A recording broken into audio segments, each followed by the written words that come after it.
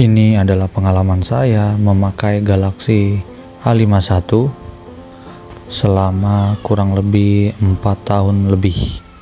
HP ini pembeliannya bulan Juli 2020. Jadi kira-kira sudah 4 tahun lebih di tahun 2025 ini.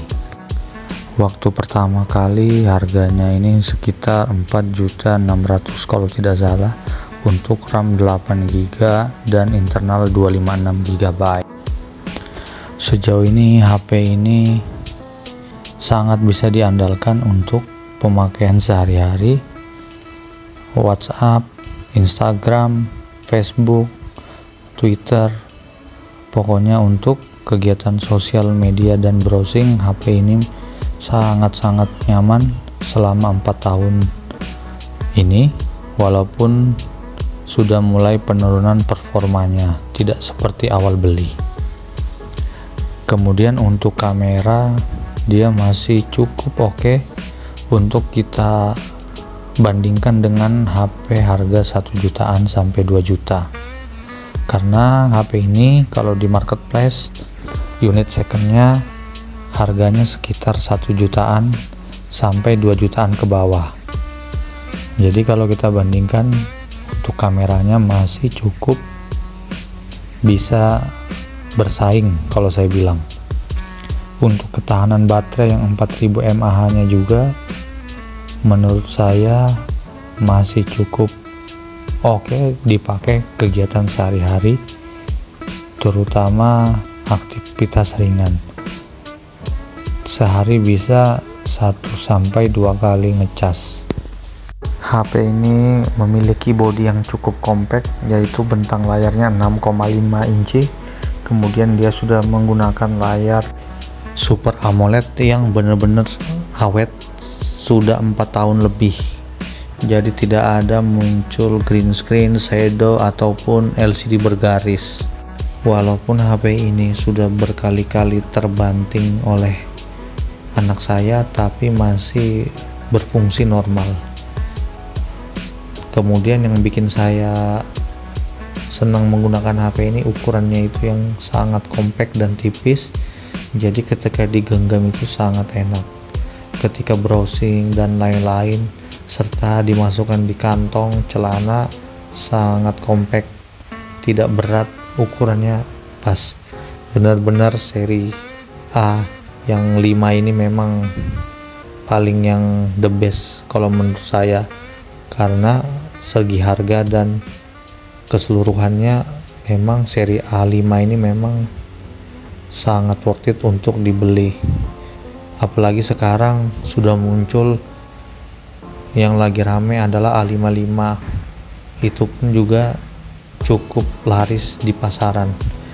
Makanya kalau membeli seri A, yang paling worth it itu kalau menurut saya seri A5 series, asalkan kita punya dana. Kalau kita tidak punya dana, ya mungkin kita bisa mencari alternatif lainnya. Salah satu kelemahannya mungkin sudah menurunnya performa. Kemudian HP ini belum bisa berpindah lensa ketika kita merekam dari 0,5. Tapi kalau kita dari kamera 1 kali dan kamera 2 kali, itu bisa berpindah kamera. Kemudian HP ini juga sudah tidak diupdate lagi kayaknya oleh Samsung, jadi dia stop di Android 13 dan One UI 5.1. Kemudian karena bodinya ini plastik, jadi dia biasanya itu baret-baret di bagian framenya karena bekas penggunaan case, jadi kelihatan dia baret-baret. Memang modelnya ini kalau kita lihat memang model Samsung yang jadul, masih menggunakan bahan plastik. Jadi kita lihat ini banyak bekas lecet-lecet karena pemakaian case. Kebetulan backdoornya saya kasih stiker biar tidak terlalu lecet. Jadi bagaimana menurut kalian? A51 ini apakah masih layak untuk kita pinang? Kalau menurut saya untuk harga 1,5 jutaan mungkin masih bisa kita perhitungkan untuk sekedar HP kedua atau HP ketiga. Bagaimana menurut kalian? Apakah HP ini masih worth it di tahun 2025? Apalagi buat kaum mendang-mending yang memikirkan budget yang serba terbatas. Mungkin kalau kita cari-cari di marketplace mungkin bisa kita dapatkan harga yang murah, bisa di bawah 1,5 juta. Nah, setelah ini kita akan membandingkan hasil video untuk A51 versus Galaxy M23. Bagaimana hasilnya menurut kalian? Lebih bagus mana? Coba kalian perhatikan. Sarah,